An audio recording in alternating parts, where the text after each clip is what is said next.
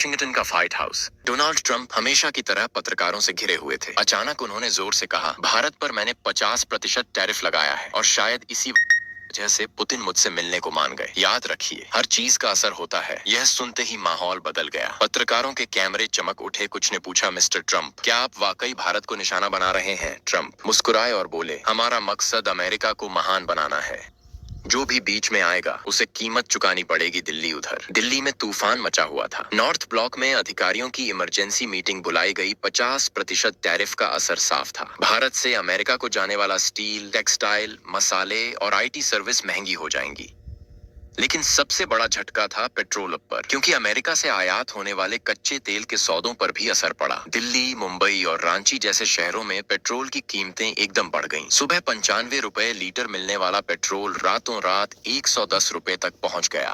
Pump पर लंबी लाइनें लग गईं। लोग नाराज थे। पहले महंगाई, अब टैरिफ और ऊपर से पेट्रोल इतना महंगा, हम कब तक झेलेंगे मॉस्को का सीन। नेता तटक है। 1.5 मिनट। इधर रूस के मॉस्को में भी हलचल थी। पुतिन अपने सलाहकारों संग मीटिंग कर रहे थे। उन्होंने कहा, ट्रंप भारत पर दबाव बना रहे हैं, लेकिन असली मकसद हमें बातचीत की मेज पर लाना है। सलाहकार बोला, साहब, भारत का पेट्रोल संकट गहराता जा रहा है। अगर हमने इस वक्त भारत को सस्ता तेल बेचने का प्रस्ताव दिया तो पूरा खेल बदल सकता है। पुतिन मुस्कुराए और बोले, ट्रंप सोचते हैं कि टैरिफ से हम झुकेंगे, लेकिन असली चाल तो अब चलेगा। रूस, भारत की जनता का गुस्सा। 1.5 मिनट। दिल्ली की सड़कों पर विरोध प्रदर्शन शुरू हो गए। छात्र, व्यापारी, आम लोग सब एक ही नारा लगा रहे थे, पेट्रोल सस्ता करो, पेट्रोल सस्ता करो। एक टैक्सी ड्राइवर चिल्ला पड़ा, साहब, पहले 100 रुपए का पेट्रोल डालकर पूरा दिन गाड़ी चलाता था, अब आधे दिन में खत्म हो जा रहा है। हम कहां से कमाएं, कहां से खिलाएं। टीवी चैनलों पर बहस छिड़ गई।